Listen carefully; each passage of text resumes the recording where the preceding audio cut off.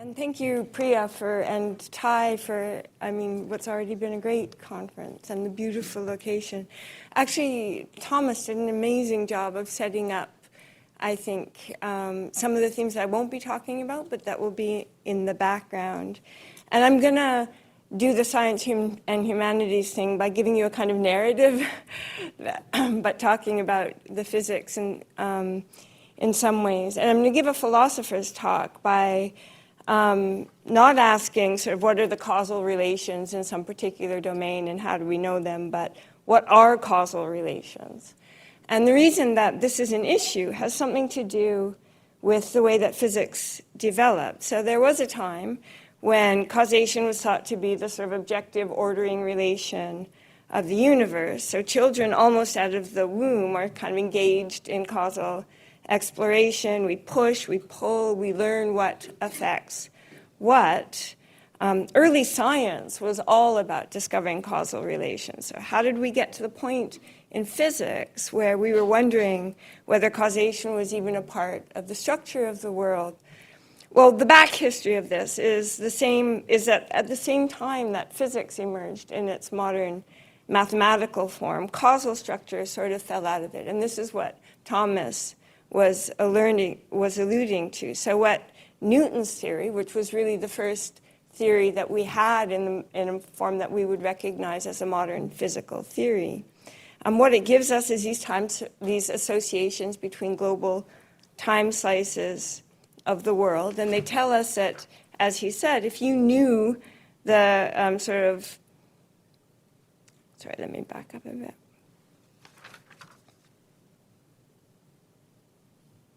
That if you know the total state of the universe at one time, you can calculate the total state at any other. But they're temporally symmetric. So as Thomas said, you can calculate the future states from past states as surely as you can calculate past states from future states. They don't have an intrinsic direction of determination. And they don't say anything about bringing about. They don't tell us that some particular local event brings about another local event. They don't say anything about the intrinsic relations of asymmetric determination between one particular event, between this event and that outcome. They're nothing like the sort of discriminating local relations that we associate with everyday causal notions. So Russell writes his paper in 1913 where he says that causation is a sort of folk notion that should be pushed aside with the advancing tides of science. It serves a purpose in everyday life, but we should get rid of causal talk entirely in a mature science. So fast forward to 1979, so 61 years later, and Nancy Cartwright points out that actually this Russellian position just isn't feasible.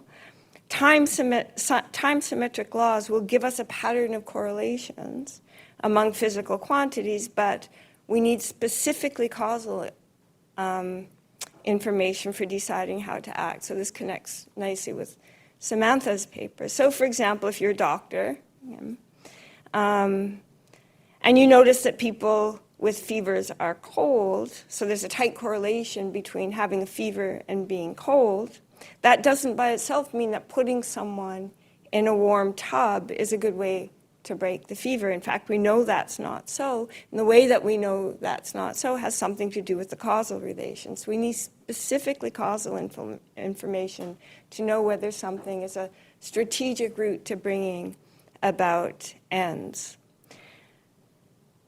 So what causal information adds to correlations is that it tells us what are the strategic routes to bringing about ends. So this point that Cartwright makes is largely accepted in philosophical circles. People are thinking if causation isn't eliminable and it isn't fundamental, so it's not there in the fundamental laws, it must be some sort of higher level structure. If we can give an analysis of causation, if we can agree what you say when you say there's a causal connection, then we can understand what is the physics behind. We can look to try to identify the physics behind causal relations. But it turns into a sort of complete morass because people can't agree on what the right analysis of causal notions is. So people in philosophical literature are trading intuitions about increasingly artificial hypothetical cases. Someone gives an analysis of causal notions. Someone proposes a counterexample. It's sort of the metaphysics version of trolley problems. Meanwhile, in the sciences, of course, other than physics, causal research is sort of proceeding unaffected. Biologists are doing experiments to see what causes cell death. Medical researchers are looking for what causes Crohn's diseases. Psychologists, economists, and social scientists are looking at what causes norm change. People are thinking in causal terms. They're asking causal questions, deriving causal conclusions. In practice, in science, causal hypotheses are guiding experimental design and reasoning, but there's still this sort of prejudice against using causal vocabulary in the formal presentation of results. Despite what Samantha says, so I thought this was at least, I thought that there was this prejudice there. It's certainly something that comes out in Pearl's work. He's deliberately sort of addressing this prejudice. Because there's this feeling that causal ideas are heuristics, but the objective content is really in the statistics. So then along comes interventionism. So interventionism, what it does is it provides an analysis of the content of causal claims, and that turns kind of those informal intuitions that had been guiding reasoning into an explicit theory with a well-founded logic and epistemology. The formal theory is introduced variously by Pearl and Gleamore et al., with philosophical foundations provided by Woodward. Basic notion is causal relatedness between parameters. It's relative to a network and a set of constraints. So A is causally related to B, just in case there's an intervention on A that affects the probability of B. As the name indicates, the notion of an intervention is a central innovation. So an intervention is an idealized experimental manipulation. It's meant to be a way of manipulating the value of a variable independently of its own past causes. The intuition is that you separate the causes from the correlations by seeing which correlations persist when you intervene or when you manipulate a variable in a network that you're interested in. And that is supposed to capture the idea that sort of getting a hold of a cause of A is a way of bringing it about. Okay. So here's the formal definition. I is an intervention on variable X with respect to Y, just in case I causes X. I acts as a switch for X. I acts as a switch for all other variables that cause X. Any directed path from I to Y goes through X. I is statistically independent of any variable Z that causes Y, and that is on a direct path that does not go through X. So the idea is if you have a network of correlated variables and you want to know what the causal structure of the network is, what you need to know is what happens to other variables if you get a hold of one of the variables in the network and you vary it. Okay? So you manipulate its values and you see which are the correlations that persist. You can see immediately how powerful an idea this is for sort of capturing the core of the scientific concept of causation.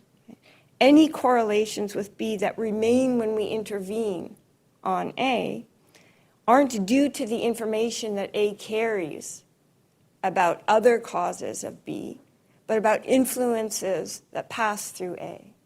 Okay.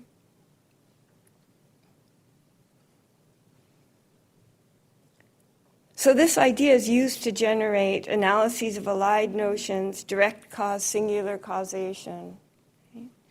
The framework, the interventionist framework, has proven robust and enormously fruitful. It gives precise and explicit expression to the norms for establishing causal relations implicit in everyday practice, where manipulations or other kinds of interactions that mimic them are used to test for causal relationships. It tells us what counts as evidence for causal claims, how one tests for causal relationships, how to extract causal hypotheses from statistics in a way that aligns with experimental practice. It provides formal tools or graphical models for representing causal relationships, and a calculus analogous to the probability calculus for causal reasoning. So interventionist sort of sweeps across the sciences. It's embraced largely by both experimentalists and theoreticians and becomes a more or less accepted standard in research. So that's the sort of backstory. But suppose that you're an objective bystander to this. Sorry, I want to go back. Suppose you're an objective bystander, and you want to know what attitude you should take towards causation. So you put on the hat of the biologist or the social scientist or the medical researcher, and you might think, look, causation has been completely vindicated. Causal facts are real objective facts. They're first in the order of empirical investigation. We can make any system we like the focus of attention. We test for causal structure by getting a hold of this or that variable in a constrained situation, manipulating it, and then observing its impact, observing the impact of the manipulation on other variables in the network. So seeing if there's a change or change in the probability of other variables in the network.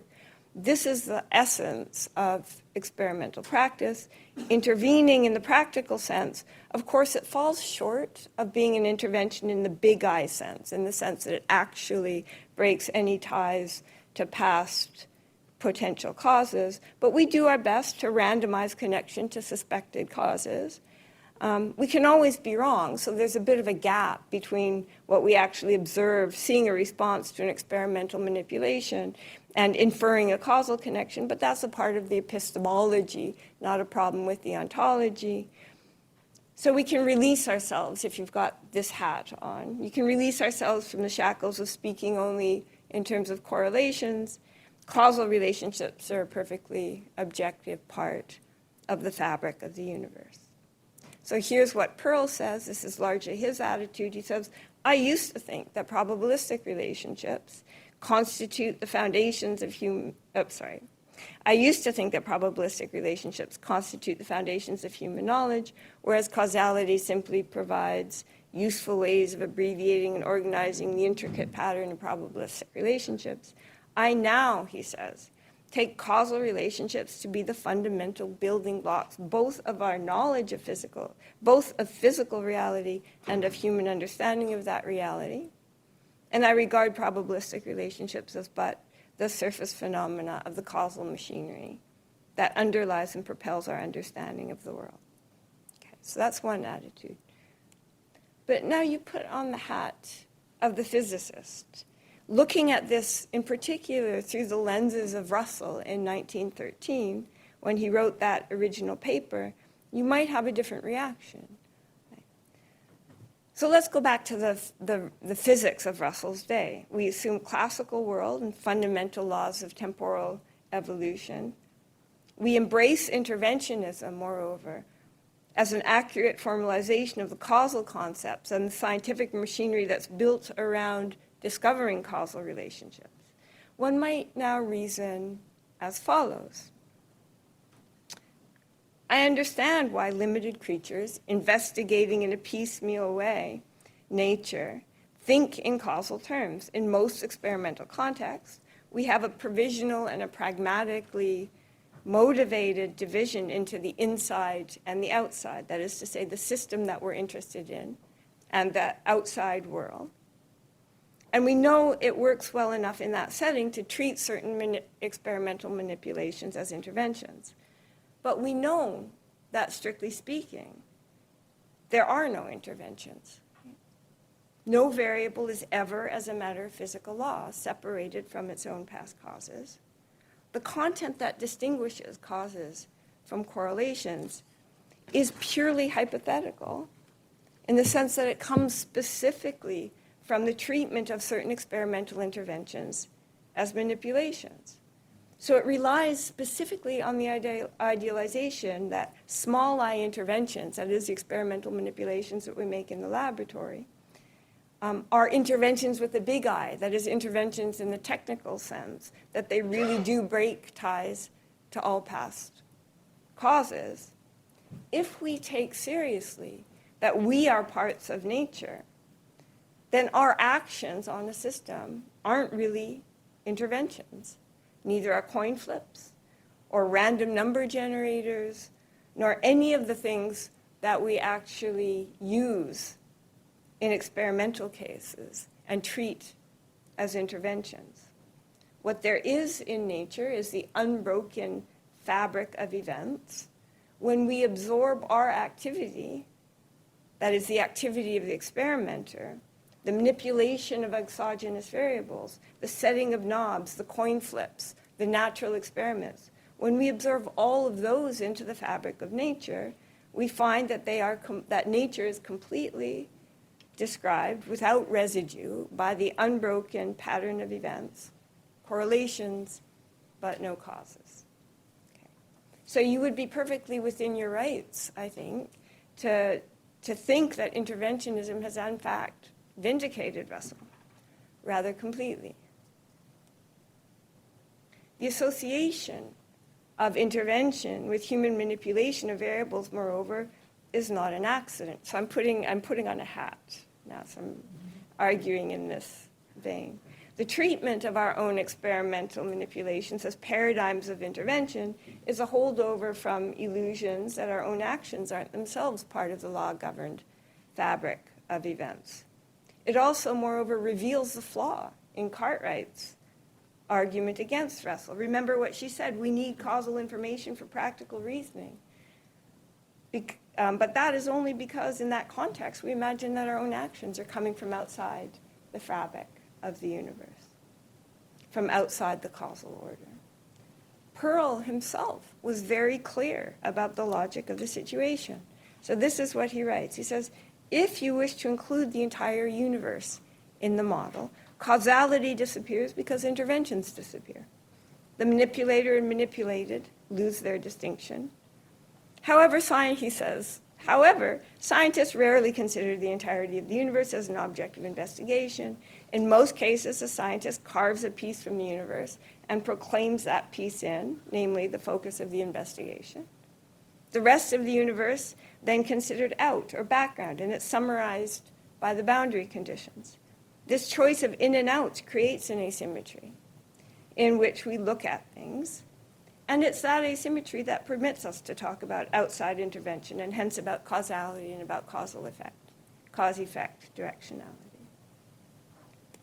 Woodward concurs with Pearl on this. He says the special sciences, which are really the parts of sciences that are knee-deep, neck-deep in causal thinking, are open systems. He says such systems are typically only a small part of a much larger world or environment, which is outside the scope of the inquirer's interest, but which can serve as a source of interventions. And a little bit later, he says, including the whole universe in the model leaves no room for intervention.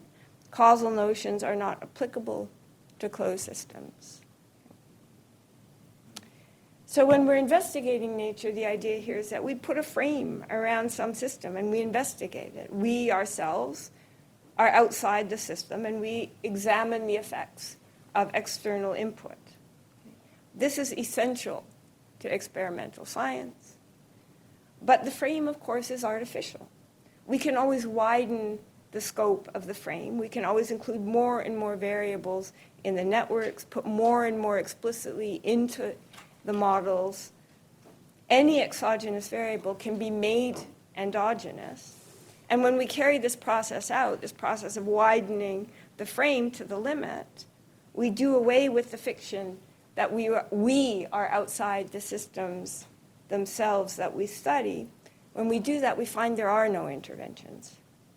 We should kick causal structure away as an understandable but ultimately eliminable heuristic pushed aside, as Russell said, with the advancing tides of science. Okay. So I think Pearl and Woodward's attitude here, or mine, when I'm in a Peirlian or Woodwardian mood is that, well, in some sense, that seems like it gets things the wrong way around. What we're really trying to understand here is the idea of the non-actual possible. Modal content, that is, what would happen if such and such, has its most direct empirical significance at the local level, where it's an induction on an open systems response to input. That's what our most basic and secure modal inferences in science look like. And moreover, modal content has practical significance or practical implications for the embedded agent who needs to make decisions about what to do and has to know what would happen if they did this rather than that. At the global level, when we push modal content to the global level, both the practical and empirical significance become empty. Possibilities are what? Wholesale alternatives to actuality, external to the world in which we think and act. Okay. Modal content at that level seems degenerate, not the basic form, not something that we should try to understand the actual kinds of modal content that have practical and empirical significance in terms of. Not what we should take as basic. Indeed, the way we give imaginative content to modal implications at the global level, what the laws entail about other possible worlds, is sort of parasitic on our understanding of open systems. So we imagine God reaching down and varying the initial conditions of the universe. We reproduce the choice situation in our imaginations. Okay. So I've argued these two sides, these two attitudes that one can take. Here's the sort of basic logic of the situation. Fix the laws of nature and the global pattern of correlations entailed by the laws. There are multiple causal models, distinguished from one another only by what they entail, about what would happen if, per impossibile, we could reach in and vary the values of particular parameters independently of their own past causes. Okay? And the per impossibile there means in a way that's counter to the physical laws themselves. Okay? So there are two possible attitudes. We can reject this sort of modal overlay that tells you what would happen if you could per impossibile reach in and vary the values of certain variables independently of those causes. We can reject that as sort of empty and non-factual, where it goes beyond claims about the patterns of correlations entailed by the laws. Or we can regard the causal facts themselves as basic and objective, part of the machinery of nature, treating correlations as Peirl does, as surface structure, and global laws as kind of what you get when you carry the division between an inside and outside past its sort of domain of applicability, where you think the causal facts are the ones that ground facts about global laws and correlations alike. So the reason this is interesting is in part because the division between these two attitudes sort of marks a fault line that runs through science itself between the sort of practical, embedded, interactive view of the experimental sciences and the sort of descriptive, detached, global perspective of the theorist. And it's usually in physics, so of course there's plenty of parts of physics that are engaged in experimental science. And the philosopher, I should say, this God's eye view is very, it's where the metaphysician finds their kind of hospitable home. So with this in the background, I'm going to do something that's going to look a little bit like changing the subject and ask you to think about a simple mechanical model of a familiar kind of system. And then I want to go back and look at this division from the outside, so in the descriptive mode, and then look at it from the inside in the decision-making mode. And I'm going to suggest that the reconciliation between these two viewpoints is going to be sort of contained in the relationship. But because I have such a short time, it's really going to depend on you sort of reading this into the mechanical model. So imagine a vessel floating undirected in the water. Okay, so it's just a ship, it's floating through the water in a local current. I'm going to introduce a rudder into this system. Okay? And at first, the rudder itself is just a part of the ship. But I'm going to introduce a knob that's sort of mechanically linked to the position of the rudder. Okay? So the ship is kind of pushed around by the local current, but what the knob does is it provides a way for us to introduce a new mechanism to control the position of the rudder. So this mechanism is generic. We can splice in anything that we like here. We could have, for example, a little metronome that swings back and forth to control the position of the rudder, introducing a periodic motion into its movements. We could have it on a timer so that it switches direction at an appointed hour. We could tie the knob to the leg of a little dog that runs around the surface of a ship. We could outsource it to a sort of control station on shore, whatever we like. We can now splice in anything that we like into the dynamics of a ship that's going to, by the use of the knob, control the position of the rudder. Position of the rudder is now an independent degree of freedom that complicates the motion of the ship. It becomes a locus of control that can be exploited to steer the ship by setting its value so that in conjunction with the expected value of other observable, with other degrees of freedom, it sort of produces the desired motion. This is all a very familiar sort of schema for design. A smart designer who wants the ship to remain on due course will know how to adjust the position of the rudder to keep it on the path, given the local current. So let me spell this out a little more explicitly. We're going to assume here that the dynamics of the ship is effectively classical. So the laws are local, they're Markov, they're deterministic. The way that the ship responds to the local current depends on all of the internal variables, including the position of the rudder. So the position of the rudder is not singled out dynamically here. But if all of the other variables are in fact fixed across the range of situations that we're interested in, on the time frame that we're interested in, then the only moving part is the rudder and the knob that controls it. Okay. So this is just a fact about the dynamics. I said if we fix all of those other variables, then the position of the rudder acquires a special position. But we can actually exploit this fact about the dynamics by putting in place constraints that keep the other variables fixed in the setting that we expect the ship to operate. And by that, I mean we can literally like bind the parts of the ship into a fixed configuration, do what we need to do to constrain the values of those other variables across the range of circumstances that we're interested in.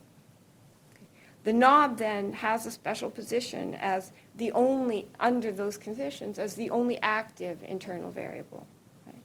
We can use it so that in conjunction with expected values of exogenous variables, so wind, current, temperature, we can use the position of the rudder to realize intended movement of the ship. So how does that work? Well, let's suppose there's a little onboard computer with a programmed destination. The computer gauges the local current, calculates where the rudder needs to be to keep it on due course, and sets it accordingly. Okay. So what do I mean when I say it calculates where the rudder needs to be? I mean that, again, this is just making a little bit more explicit things that you already know.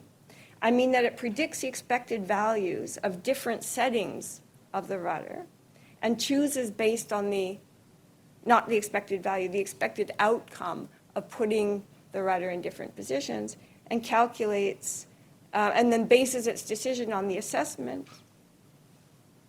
If we want to predict the motion of the ship, it's not enough to know, as a matter of physics, it's not enough to know the local current. We have to also know the position of the rudder. The position of the rudder is being set by this internal computational cycle. So effectively, we have to know, if we want to know where the ship is going, we have to know where the ship wants to go and which way it should go, given the destination. All of this should look perfectly straightforward. I'm just making, again, a little more explicit things that you already know instinctively, so then we can use this as a schema for a system that steers its way around the world. Okay. So the boat itself is a purely mechanical system. Okay. And we're assuming that the laws are deterministic. So there's no magic here. The onboard computer is just electricity flowing through transistors. The high-level design of the computer directs that flow so that functionally it processes information and performs computation. The computational description here is just a compact way of solving the ordinary dynamical equations, exploiting what we know about the emergent behavior of the computer. So whatever you want to say here about the relationship between hardware and software, say it. Splice in your philosophical views about this. The system supports two levels of description. A computer is an actual machine, so it's a mechanical system, that we can get to perform any virtual tasks. So that falls within sort of the realm of computation by appropriate programming. Okay. So now let's look at the computational cycle that the computer is running through. So the ship has a single goal. It's charting a course towards some target location T, and it has a single degree of freedom here, the position of the rudder. What does the computer do? What should it do if it wants to reach its goal? What's the right computation for it to perform in the service of reaching its goal? Well, it treats the rudder as a free variable, calculates the expected effects of different settings given the local currents, and makes a choice based on the assessment of the outcome. That, of course, is the same form as what we do in practical reasoning. We have more complex goals, more degrees of freedom, and so on, but the control structure here is no different. So when you ask, like, sort of, what should I do in a paradigmatic choice situation, there's a range of available actions, ways that you could set the degrees of freedom that you have voluntary control over. You treat the action as a free variable, and you ask, what would happen if I A'd or B'd or C'd? And then your decision is based on assessment of the outcome. So the suggestion back when we were talking about causation was somehow that the treatment of our own actions as a free variable, as an intervention in the technical sense, in the context of choice, is a sort of artifact of illusions of agency, the imagining that our own actions aren't part of the natural fabric or the causal order, of not taking seriously, that is to say, that we ourselves are parts of nature. I want to point out here that there's actually no illusion involved. Indeed, it's precisely because we are part of nature that our choices appear in this setting to us as free variables. And the reason is that it's because our choices are set by the outputs of those sorts of computations. So let's go back and consider the ship. Okay. And it might help here, I don't know how to do this, to see this drawn out. I want you to ignore these. I couldn't get a diagram that did, so ignore those connections there. Okay. What I'm assuming here in the background, as not represented in this diagram, I'm assuming all of the scaffolding that supports the everyday sort of macroscopic environment. So I'm assuming all the stuff that Thomas talked about. I'm assuming a thermodynamic gradient. I'm assuming the temporal asymmetries that come with it. I'm treating as constraints values of variables that stay fixed for the purposes of predicting real-time motion. So the only things that are explicitly represented here are variables that change in real time over the course of the ship's motion, and that matter for the motion of the ship. So 6 here is the decision that sets the position of the rudder. So the decision here is something that's going on board, that's happening on board in real time, and is being done by the computer. 8 is the motion of the boat. 5 and 7 are sort of exogenous variables like currents, wind, speed, temperature, variables that, in conjunction with the rudder position, determines the motion of the ship. And just for simplicity here, I'm going to elide the distinction between sort of the output of the computation and the actual mechanical setting of the rudder. It won't matter here. You can make that distinction if you want, as long as they're highly correlated. We don't assume that the decision has no causal history. We explicitly don't. We take it for granted that the decision does have a causal history. It's represented here explicitly by all of these factors. So here's the decision, here's the rudder setting, and that's the ship's motion.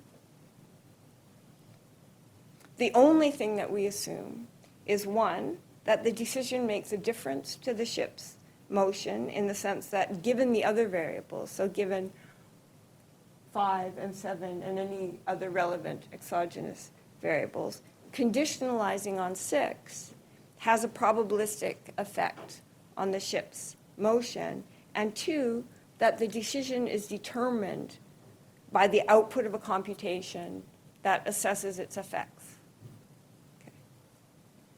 Insofar as there is a line of influence here, as there's a line of influence on the ship's motion that passes through the decision will screen those factors off. It's going to screen off all of the factors whose influence passes through the decision. If the system is trying to predict its own behavior, it's going to realize that there are multiple consistent solutions, depending on what gets filled in for 6. And that's where the freedom comes from. Its own actions are going to appear to it as free variables. So if you look at the diagram, we'll go back. If you look at the diagram, you'll see that If you look at the diagram, you'll see that what's happening here is that you're making a decision about how to set the rudder. So you're making a little calculation in your head. You're sort of running a little internal simulation of a process that simulation feeds into. So if you're trying just from your position at 6 to predict the motion of the ship, there's going to be a little bit of self-reference implicit, built into the computation. When you try to compute, you're going to hit a conditional branching that depends on the output of the computation itself. Okay? That's where the multiple solutions comes from. That's what opens up the space for thinking strategically. The system says to itself, how do I use the probabilistic effect of 6 on 8 to my advantage? How do I use the line of influence that passes through here to push the downstream probabilities in a direction I like? And to do that, it needs to assess the probabilistic effect of 6 on 8 when 6 is treated as a free variable. So it needs to know sort of what the decision itself adds to influences that bypass the decision on the motion of the ship. Okay.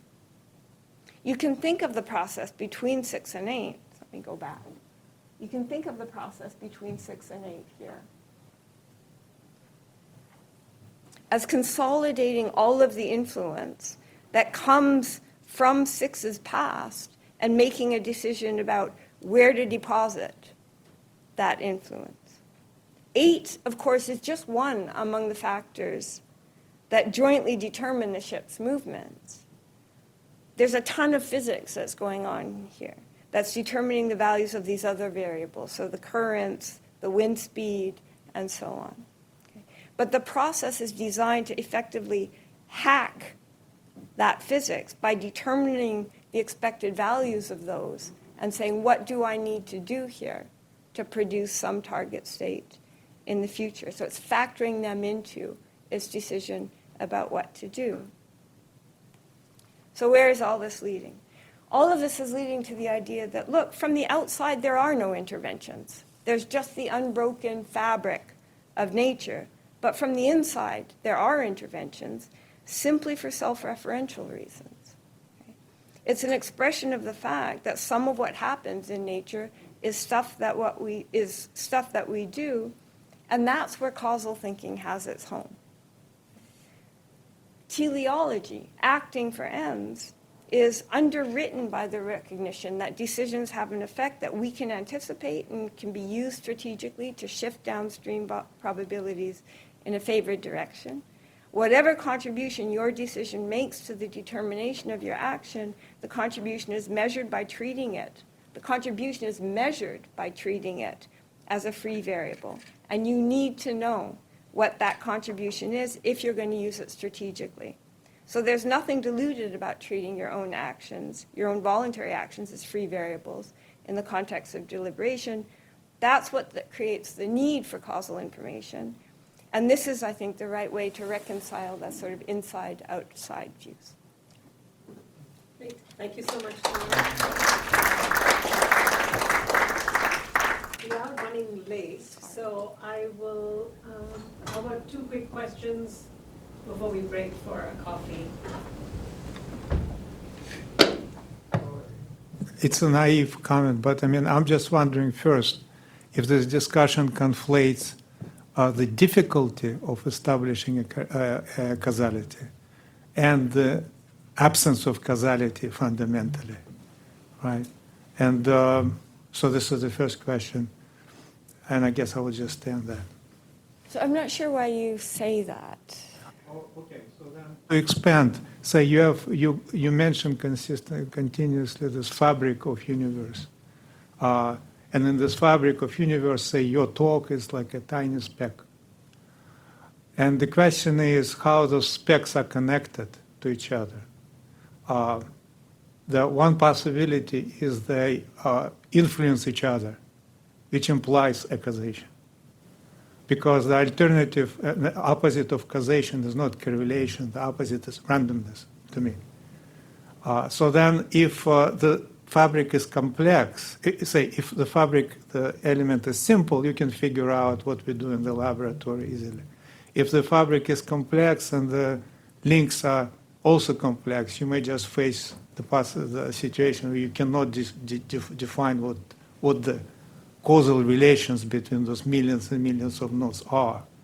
But it doesn't imply by itself that they are not influence each other, which the denial of causation would imply. So it doesn't deny that. So I wasn't giving an... And if it doesn't deny it, then all this talk that there is no causation is, I would say empty. So the motivation comes from being a fundamentalist about the physical laws and sort of from a position of the kind that Russell held, right? So you say, what I believe in is fundamental physics, and I'm trying to find a place in a world that is fundamentally determined by physical laws for causation. So if you're starting from the point of view where you say, look, I understand why we reason causally and so on, but that's partly because of contingent limitations and it's a convenient heuristic, but what there is in the fabric of nature is just what the laws tell us. So, I haven't given an argument for that position. It's a starting challenge. It was the challenge that I was starting with. So in effect, it's asking for you, tell me why I should believe in causal relationships. Quick question. This is really quick, but it seems to me you had on the screen in the middle, there are these 2 attitudes, and that rises out of Russell. Yeah. It seems to me it's just a false dilemma, right? The options seem to be, Russell says, I don't see causation in the laws of physics, so there's no causation. And the other one is, well, no, causation is basic and fundamental. You want to say, Russell, you don't see pianos in the laws of physics either. Okay, but they're real. Okay, they're really real. They're not fictive and they're not fundamental either, right? So there are lots of things in the world that are neither written into the laws of physics nor merely fictive. They're all the emergent things, tables and chairs and everything. So it just seems like a false dilemma when you set it up that way. Why can't causation be like that? It's as Okay, real as a piano. yeah, I understand. So this is the way the dialectic went. You start by assuming that causal relations are fundamental, then you get the physics, and you don't see them in the fundamental physics. So then then the step backward is, okay, so what are causal relations? As soon as we have an analysis, then we can understand the physics that underwrites them. People sort of cast around for an analysis. It takes a long time. Interventionism comes along, and that seems to coalesce people around the idea that this is the right analysis for causal relations. So how do we understand this is the right analysis of the content of causal claims? What are you saying about the world when you say there's a causal relationship? Analyzed in terms of what happens under hypothetical interventions, and then the challenge reasserts itself. Because you say, what is a hypothetical intervention? An intervention is something that explicitly seems to go, is counter-legal. It's counter to what the laws entail. So that reopens the position for a Russellian point of view. So that's the way that the dialectic went. I mean, it went very quickly, and of course I ignored lots of positions along the way, but I really do think that this is something that, to me, captures the heart of the conflict between two ways of thinking about causal relationships. Let's thank Jenann for a very